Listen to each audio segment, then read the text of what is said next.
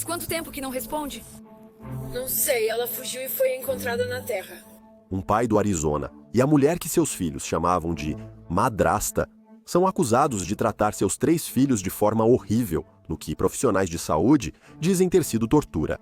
Quando Richard Batiste e Anicia Woods saíram do acampamento rural com uma criança de 10 anos inconsciente, as autoridades ficaram imediatamente suspeitas. E agora, novos documentos judiciais apresentados estão nos dando mais informações sobre o que pode ter acontecido dentro dessa família, diretamente das outras supostas vítimas do casal. Bem-vindo ao Sidebar da Law and Crime. Sou Jesse Weber. Há quanto tempo você não responde? Nós não sabemos. Ela fugiu e a encontraram na Terra. Só sabemos pelo tempo que ele a pegou no Quântico. Onde vocês estão? A leste da Floresta Petrificada já faz uns 20 minutos. Então vocês estão no condado de Apache. Sim, Bruce. Chegamos no início do mês, então ainda estou me adaptando. Ela se envolveu em um acidente? Não, ela fugiu. Ela toma remédios. E ela não tem tomado esses remédios há cerca de um mês porque estamos de mudança. E isso é estranho. Espera um momento, senhor.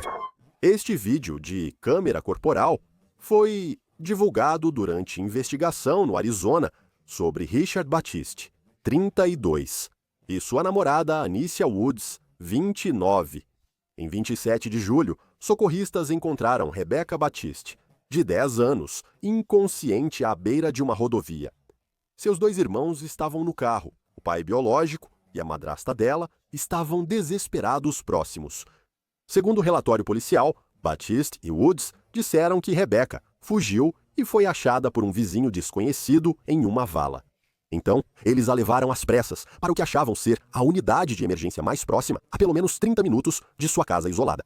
Mas é o seguinte, no caminho, Woods ligou para o 911, parecia meio hesitante em encostar para encontrar os socorristas ou até mesmo fazer reanimação cardiopulmonar. Diga a Arista que também posso tirá-lo e iniciar a reanimação cardiopulmonar.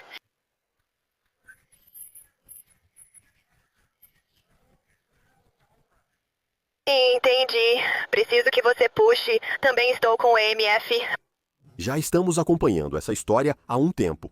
Essa é uma daquelas que precisamos continuar falando sobre. A família, com 2 meninos de 6 e 8 anos, havia se mudado de Phoenix para Concho, Arizona, e afirmou não conhecer a região para saber onde levar Rebecca. Profissionais de saúde ficaram chocados com o estado da garotinha ao tentarem reanimá-la. E eles tentaram obter respostas diretas de Batiste e Woods. Ela tem fugido nas últimas 3 ou 4 semanas desde nossa chegada aqui. Ela fugiu hoje cedo. Saímos para procurá-la e nosso vizinho a achou. Que horas desta manhã? Nós acordamos por volta das 9h30, então deve ter sido perto das 10h30. Vocês a viram ontem à noite? Sim, todos estávamos dormindo no mesmo prédio. Ok. Então você disse que ela correu de manhã e vocês tentaram achá-la? Sim, hoje de manhã sim. E vocês saíram para tentar encontrá-la? E então seus vizinhos a encontraram? Um vizinho a encontrou sim. Ok, o que eles estavam fazendo lá embaixo? Como eles a encontraram? Eles estavam de quadriciclo. Eles estavam nos quadriciclos e a trouxeram até você? Sim. Na sua casa? Sim. Bem, tecnicamente é do meu tio-avô. Ele faleceu recentemente, então nos mudamos para lá. Tudo bem. Então é mais ou menos assim que as pessoas nos conhecem lá? Ela tinha sinais de vida ao ser trazida até você? Ela estava quase assim, respondia pouco e ainda respirava sozinha. O que você quis dizer com responsiva? Tipo, ela só estava respirando por conta própria. Respirando por conta própria. E foi isso.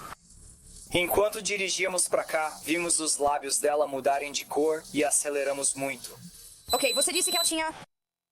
Sim, ela pegou isso quando estava em Phoenix. Ok. Ela fugiu. Vocês a levaram para tratar disso? Ela tem médico de cuidados primários e ficou 7 dias internada em... Certo. Não por isso, mas sim por um incidente anterior.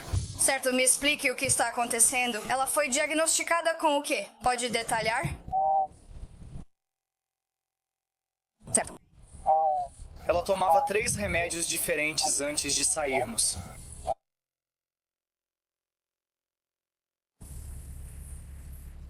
Eu não consigo lembrar o terceiro agora, mas já faz um tempo que ela está sem a medicação desde que nos mudamos para cá.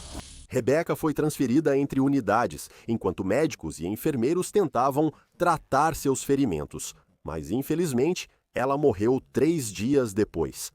Batista e Woods, eles foram presos. Eles foram acusados de homicídio em primeiro grau, sequestro e abuso infantil. E agora, de acordo com novos documentos apresentados ao tribunal, estamos sabendo de mais detalhes, mas os promotores estão buscando unir os casos de homicídio dos réus e processá-los em um único julgamento, para abordar as implicações legais e os novos detalhes revelados nesses documentos. Chamo a advogada e analista jurídica Safa Robinson Ferrer. Safa, muito obrigado por participar. Sinto muito que este seja o caso sobre o qual estamos falando, mas é extremamente importante jogar luz sobre isso. Primeiro quero falar sobre a lei com você. Os promotores do condado de Apache estão pedindo a um juiz para juntar os casos de Baptiste e Woods. Isso é chamado de junção de processos. O documento diz que as provas dos 2 casos vieram de uma só investigação. A conduta que levou às acusações é toda da mesma natureza ou semelhante e está conectada em sua execução, sendo parte de um esquema ou plano comum. Então, Safa, qual é o benefício de julgá-los juntos? Por que os promotores iriam querer isso? Há um benefício significativo em julgar ambos os réus juntos. E, principalmente, o que vai acontecer é que, assim que o julgamento começar, a promotoria vai poder chamar as mesmas testemunhas. Não é necessário 2 julgamentos separados com as mesmas testemunhas. As testemunhas que vão depor vão falar sobre as provas que foram obtidas durante a investigação, que realmente se aplicam aos 2 réus aqui. Como suspeitos dos mesmos crimes, as provas contra um podem ser usadas contra o outro e ambos. E isso realmente agiliza o processo de acusação e o julgamento, para que eles não precisem chamar as testemunhas novamente depois. E, principalmente, caso esses 2 garotos sejam chamados a testemunhar, não é necessário revitimizá-los durante o julgamento. E também é muito importante que um jurado olhe para ambos os indivíduos que estão sendo acusados ou supostamente cometeram um crime, em vez de olhar apenas para um. E isso realmente pesa mais na mente do júri enquanto eles continuam ouvindo as evidências e deliberando, especialmente quando um desses indivíduos é o pai da criança que faleceu e o outro é seu parceiro. Tudo isso faz sentido, especialmente quando jovens testemunhas precisam depor várias vezes. Entendo perfeitamente. Mas existem desafios, caso esses processos sejam reunidos, tanto para a acusação quanto para a defesa. Uma das coisas em que penso é que, se houvesse 2 casos separados e, por exemplo, um júri indeciso ou um veredicto de inocência no primeiro, a acusação poderia aprender com o que não funcionou e mudar a estratégia no segundo julgamento. Quais desafios podem surgir para a acusação e defesa se os casos forem reunidos? Para a defesa, eles não querem que os casos sejam reunidos. Eles vão querer que seus réus ou clientes sejam acusados de forma separada. Eles vão argumentar contra a moção de junção, alegando que seria prejudicial, pois cada caso pode ter fatos ou circunstâncias diferentes. E também a possibilidade de que essas 2 pessoas tenham que testemunhar uma contra a outra. Essa é a principal argumentação da defesa, que obviamente não quer a junção. No que diz respeito à promotoria, basicamente, se não houver uma junção, então novamente existe a implicação ou o problema de ter que convocar as testemunhas novamente. Algumas testemunhas podem estar presentes no primeiro, mas ausentes no segundo julgamento. Os relatos podem mudar entre os depoimentos das testemunhas. E, novamente, pensando principalmente nesses meninos, porque há uma grande probabilidade de que eles sejam chamados para testemunhar, você precisa colocá-los no banco das testemunhas. Prepare-os como testemunhas e garanta que contem a mesma história nos 2 julgamentos. Isso só facilita para a promotoria unir esses casos. E pode ser um fardo se eles não forem unidos do lado da promotoria.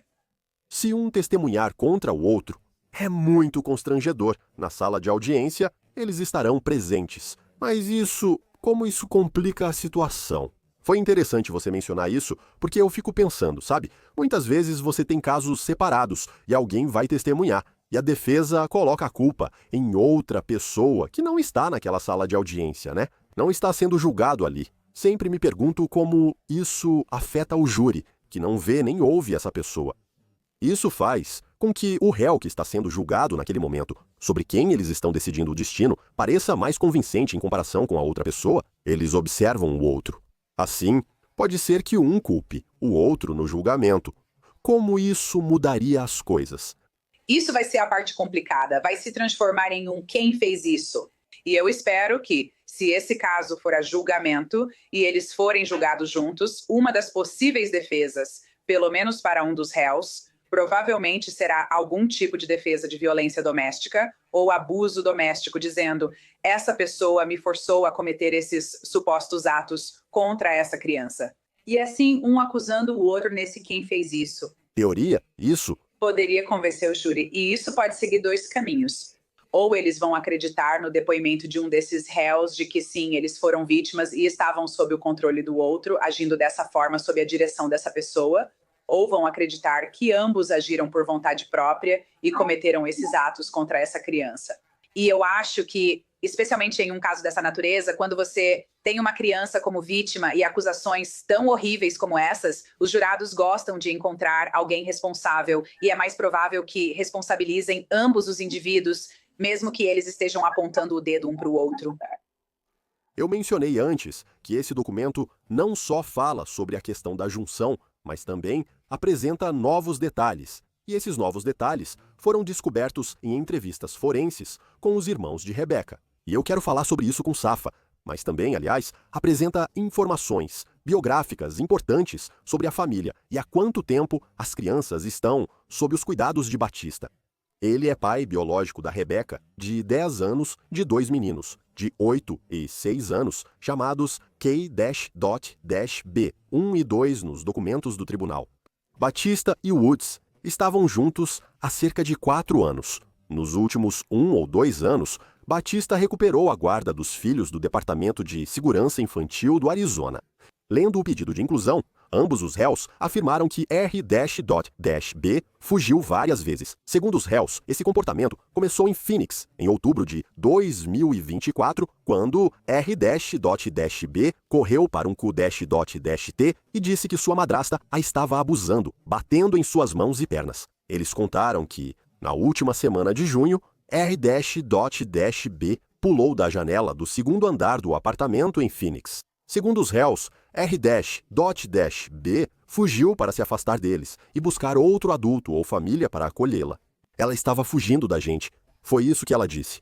Batiste afirmou ainda que ela apenas disse que ia correr até o poço, porque pelo menos conseguiria água e talvez encontrasse alguém lá.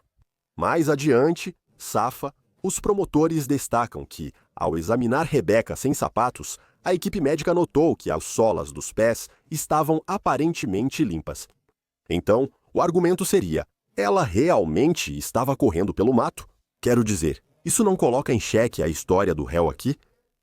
Coloca assim. E eu acho que algumas das lesões que foram observadas em Rebecca foram significativas aqui. Significativas a ponto de eu achar que vai haver um argumento de que ela nunca teve a capacidade de correr, que as lesões nas costas e coisas desse tipo basicamente não permitiriam que ela corresse ou fosse móvel em nenhum momento, o que novamente também enfraquece ou anula a teoria da defesa de que ela fugiu. As solas dos pés dela, a gravidade das lesões realmente não é compatível com alguém que teria a capacidade de fugir. Vamos falar sobre isso, porque também diz, abre aspas, em suas declarações, ambos os réus admitem o uso de exercícios como punição, assim como palmadas e bater nas crianças, com um cinto em várias ocasiões. Batiste relatou ter batido em R-B com o cinto cerca de 10 vezes, causando dor nível 7 em 10, e admitiu ter usado força excessiva. Safa, você está surpreso que eles estão admitindo isso? Muito surpresa que eles estão admitindo isso. Mas o que também sabemos neste caso, porque geralmente as pessoas sempre tentam se proteger, especialmente em casos como este, eles sabem que são suspeitos. Eles acabam sendo acusados. Eles vão querer se proteger dizendo algo que seja mais benéfico para eles. Em outras palavras, eu nunca bati no meu filho, eu nunca fiz isso, eu nunca fiz aquilo. Agora, se houver certos ferimentos que sejam compatíveis com o abuso, então podemos ver uma situação em que alguém admite, de certa forma, ter disciplinado aquela criança ou simplesmente coloca a culpa na outra pessoa. Então, é um pouco surpreendente aqui, mas acho que o que também é realmente notável é que as alegações são de que essas crianças foram abusadas por um período significativo de tempo. E houve situações em que elas estiveram na escola e em outros lugares onde relataram esse abuso. Eles foram investigados pelo Departamento de Serviços para Crianças e Famílias, sem constatação contra o senhor Batiste ou qualquer outra pessoa, o que é relevante aqui. E eu acho que, falando pessoalmente, né, houve uma falha em relação às investigações e coisas desse tipo. Tudo isso poderia ter sido evitado com mais atenção ao que acontecia com essa família. Mas eu também me pergunto se isso complica as coisas, porque vemos muito isso em casos de abuso e tortura infantil, onde os pais, não sei se o argumento que eles tentam usar é temos o direito de disciplinar nossos filhos, e existe um limite aí. Como as autoridades determinam se isso já passou dos limites, certo? Palmadas podem levar à prisão e processo, mas não sei se seria este o caso. Não sei se os promotores diriam que temos um caso vencedor. Isso é assustador, mas a questão é, qual é o limite? Porque, quero dizer, quantas vezes já conversamos antes sobre por que o Departamento de Serviços à Criança não se envolveu mais cedo em vez de mais tarde? Bem, a lei diz que o objetivo é a reunificação. O objetivo é manter a família unida. Existe o objetivo de dar aos pais o direito de criar seus filhos da maneira que quiserem. O Estado só vai se envolver se realmente for necessário. Esses são fatores complicadores. Me pergunto se é isso que você vê aqui. Vamos admitir algumas coisas, mas isso nos torna mais confiáveis, certo? Isso mostra que, sim, talvez tenhamos ido um pouco longe demais, mas não somos, sabe, assassinos. Não sei se estou pensando nisso da maneira certa. Não, você está certa, Jessie. E não só isso, mas, sabe, temos situações aqui em que essas crianças acabam sendo criadas por essas pessoas. E existe um aspecto de disciplina que é necessário ao criar crianças. E qual é o objetivo? Qual é o limite? Você não pode quebrar ossos nem ferir a pele, não pode deixar hematomas ou marcas. As pessoas batem nos filhos, né? Seja com a mão, com um cinto ou coisas desse tipo, mas você não pode deixar nenhum hematoma nos seus filhos. Isso é algo que o Departamento de Serviços para Crianças e Famílias e essas agências vão analisar. O objetivo principal deles é proteger as crianças. Agora, algo interessante será se a promotoria, e espero que sim, conseguir esses documentos das organizações para usá-los no julgamento, trazendo outros atos que possam mostrar um padrão de comportamento e descartar erro nas alegações, especialmente na acusação de assassinato, mostrando que não poderia ter sido outra pessoa e que foi feito de propósito. No dia em que Rebecca foi encontrada, enquanto alguns policiais falavam com Baptiste e Woods, outros checavam os irmãos, que estavam no carro da família. Veja. Oi, pessoal. Vocês estão bem? Sim. Sim. Então, o que aconteceu hoje? Hoje ela fugiu. Ela fugiu? Sim. Ok. Então, o que aconteceu? E então ela voltou para casa. E quando ela voltou, como foi isso? Mamãe e papai a levaram para casa? Não, um dos nossos vizinhos, por conta própria. Eles a viram. Eles a viram lá embaixo e então a trouxeram de volta. Eles a trouxeram para casa? O documento de junção contextualiza os supostos crimes de Baptiste e Woods com informações do DCS das escolas das crianças e entrevistas dos meninos. Segundo o documento, entre novembro de 2023 e maio de 2025, as 3 crianças chegaram à escola com marcas, arranhões ou hematomas, reclamaram da disciplina física e de não receberem comida em casa. Um tema frequente nas denúncias de abuso feitas por crianças a profissionais da escola era alterar suas histórias para proteger os pais. Por exemplo, Co-B, disse que foi arranhado no pescoço porque não limpou. No dia seguinte, o menino de 6 anos mudou sua história, afirmando que a mãe não o arranhou porque ele não estava limpando. Foi porque ele estava brincando do lado de fora, ele estava caindo, e a mãe tentou segurá-lo. E K-B1 teve uma mudança semelhante na história em setembro de 2024, quando ele estava novamente com marcas no pescoço. Primeiro ele disse, minha mãe ficou brava comigo e me arranhou sem querer. Depois, K-B1 disse, deixa pra lá, ela não fez isso, eu só caí.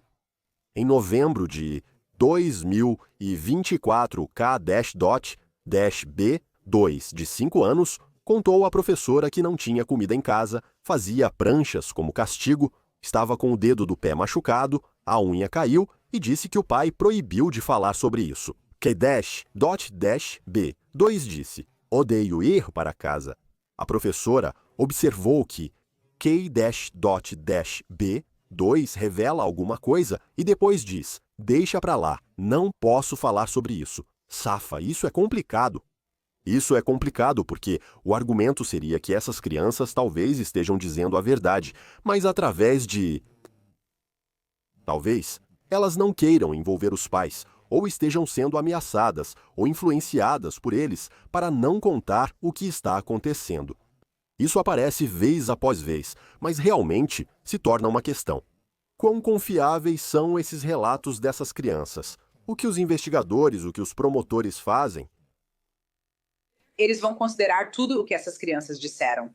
E eles não vão apenas levar em consideração o que essas crianças disseram para seus professores, que são obrigados a relatar, e para outras pessoas com quem elas possam ter tido contato na comunidade e outros assistentes sociais durante investigações anteriores, mas também vão analisar qualquer lesão documentada, talvez de um consultório médico, ou qualquer foto que possa existir, ou o depoimento das outras crianças, ou melhor dizendo, não exatamente depoimento, mas as declarações das outras crianças. Eles colocam essas crianças na chamada entrevista forense, onde são gravadas. Há várias pessoas observando isso e um psicólogo ou psiquiatra está sentado conversando com essas crianças individualmente para perguntar o que aconteceu, como as coisas fizeram elas se sentirem, para incentivá-las a falar sobre o abuso. E essas entrevistas são muito, muito significativas. Essas entrevistas, no final das contas, vão ser o ponto central da acusação quando se trata de perigo ou negligência infantil e do homicídio relacionado a Rebecca. Antes da mudança da família de Phoenix, Rebecca estudava na Empower College Prep, que disse ter relatado vários casos de abuso ao DCS. Em entrevista à 12 News, a administração da Empower mostrou documentos comprovando que 12 denúncias ao DCS foram feitas sobre Rebecca e seus irmãos. Esse número conflita com o DCS, que reconhece 5 contatos iniciados pela escola, mas só um resultou em investigação real. O DCS diz que quando a família se mudou de Phoenix, o departamento perdeu o contato com eles. Supostamente, houve 5 boletins de ocorrência sobre o tratamento e as condições de vida das crianças por Woods e Batiste. As investigações foram encerradas e ninguém foi preso. Em nota, o DCS disse, reconhecemos que, ao longo dos anos, membros da comunidade entraram em contato com a linha direta do DCS em relação à família Batiste e expressaram frustração porque algumas de suas ligações não atenderam aos critérios legais para uma investigação ou para a retirada das crianças de casa. Entendemos suas frustrações, mas o departamento segue as leis e códigos do Arizona. Isso significa que o DCS só pode investigar ligações para a linha direta que cumpram critérios legais rigorosos, excluindo denúncias de evasão escolar ou crimes contra crianças por pessoas que não sejam pais, responsáveis legais ou guardiões. Padrões legais rigorosos também se aplicam quando o DCS pode retirar uma criança dos pais. Safa, isso é uma explicação legítima? Ou é um caso de uma agência jogando a responsabilidade para outro? É legítimo apenas até o ponto em que é regido por lei estatutária e a lei exige que a agência haja de determinada maneira para investigar, acompanhar e coisas desse tipo. Para ser franca, onde há fumaça, há fogo. Você não tem apenas um, você tem vários relatos de diferentes pessoas alegando que está ocorrendo abuso. Quão significativo foi o acompanhamento? E o seu ponto de que só houve um caso que realmente resultou em uma investigação completa. Por que isso aconteceu? Ainda mais com denúncias de professores e outras pessoas. Por que essas pessoas não foram ao menos entrevistadas sobre o que ocorria ou o que observaram com essas crianças? Pessoalmente, acho que houve uma falha e você acaba perdendo o controle das crianças. Existem diversos relatos ao Departamento de Serviços para Crianças e Famílias e 5 boletins de ocorrência policial considerados infundados. Em que momento dizemos que há um problema aqui e como podemos proteger melhor as crianças? Ótimo ponto. E isso não é tudo o que eu tenho. Segundo documentos judiciais recentes, ouça isso. Em janeiro de 2025, após R-B faltar 7 dias à escola, a Empower Prep fez um relatório para o Departamento de Crianças. A R-B, de 10 anos, relatou à escola que é tratada de forma cruel em casa. A disciplina envolvia corrida excessiva, com pouca ou nenhuma água. Perguntaram a R-B quem fazia isso, e ela respondeu, madrasta e pai. R-B disse que tinha que correr voltas ao redor do apartamento como punição. R-B relatou que voltou do intervalo com os lábios muito ressecados. R-B disse que não recebeu comida nem água durante todo o exercício. Os promotores afirmam que K-B1 e K-B2 foram entrevistados forensicamente em 28 de julho de 2025, um dia após Rebecca ser encontrada inconsciente, mas antes de sua morte ser declarada. Citação: K-B2 revelou que ambos os pais batiam nele. Sobre o pai, K-B2 disse: ele geralmente me bate muito. Quando pediram detalhes, ele disse que não podia contar. Ao perguntarem sobre o pior momento, mencionou a mãe. Minha mãe geralmente me bate com cinto. Quando perguntaram sobre R-B, K-B, disse: não vi o que aconteceu. Só pensei que meus pais disseram que ela fugiu. K-B, disse que a última vez que viu a irmã, ela ainda estava de castigo. K-B, contou ao entrevistador que R-B ficou de castigo olhando para a parede até dormir. K-B disse que a última vez que viu R-B, ela estava correndo. Depois, ela estava dando voltas. Quando perguntado se R-B apanhou, K-B confirmou. Ela sempre apanhava muito. Quando perguntado quem bateu em R-B, K-B disse mãe. Quando pediram para ela falar mais sobre isso, K-B disse: eu não sei se posso falar sobre isso, porque minha mãe disse que não posso falar sobre isso com você. K-B disse: ela falou para não responder quem fizesse essa pergunta, mas já estou falando com você. Safa, além disso ser absolutamente de partir o coração, você também tem uma ideia de como seria o depoimento deles, né? Nesse possível julgamento dessas duas pessoas. Com certeza. Você tem uma ideia de como vai ser o depoimento. E se a promotoria quiser, eles podem exibir essas entrevistas forenses no julgamento para o júri assistir, o que vai ser muito relevante em relação às provas. Eles podem colocar esses jovens ou crianças no banco das testemunhas para depor, permitir que deem seu depoimento por interrogatório direto ou cruzado e exibir o vídeo que, por ter sido gravado logo após o incidente com Rebecca, deve marcar o júri. Muitas vezes, as testemunhas podem esquecer certas coisas, elas podem, desaparecer ou não colaborar. E assim haverá maneiras de a promotoria, pelo menos, usar essa entrevista forense no julgamento, se necessário, para ajudar o júri a determinar se esses indivíduos são culpados ou não. Acho que, de forma importante, podemos ver que essas crianças foram orientadas sobre o que dizer. E, novamente, tudo isso são alegações neste momento, mas há um padrão de comportamento de que quando essas crianças revelam algo, elas compartilham informações, mas não compartilham demais. No dia seguinte, ouvimos: minha mãe disse que não podemos falar disso, ou elas mudam suas histórias. E esse é um padrão de comportamento que a promotoria também vai tentar evidenciar no julgamento. Provas impactantes, admissões e declarações das crianças. Deixe-me concluir com isso. A outra parte deste documento em que os promotores abordam as lesões inacreditáveis no corpo de Rebecca.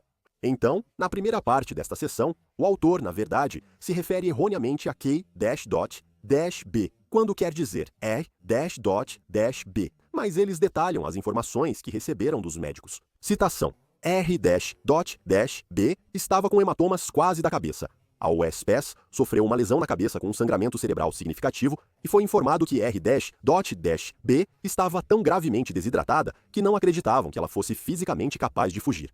Grande parte dos hematomas, escoriações e queimaduras descritos apresentavam vários estágios de cicatrização ou formação de crostas. Com o exame físico, profissionais de saúde diagnosticaram abuso físico, sexual infantil e tortura. Agora, Safa, vamos falar sobre bem. Essas crianças são confiáveis? Esse é o respaldo ali, certo? Quero dizer, você não pode escapar. Eu não sei o que um advogado de defesa vai fazer para tentar explicar isso.